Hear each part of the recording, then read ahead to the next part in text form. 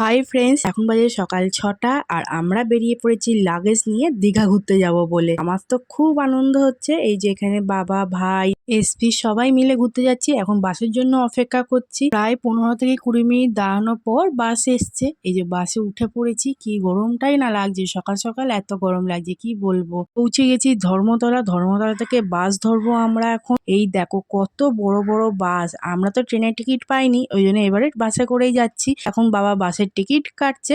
এই যে সেই বাস আমাদেরকে দীঘায় নিয়ে যাবে। কি সুন্দর দেখতে না বাসটাকে, ওই জন্য একটা ভিডিও তুলে নিলাম বাসে। এবার চলো লাগেজ গুলো রাখা যাক।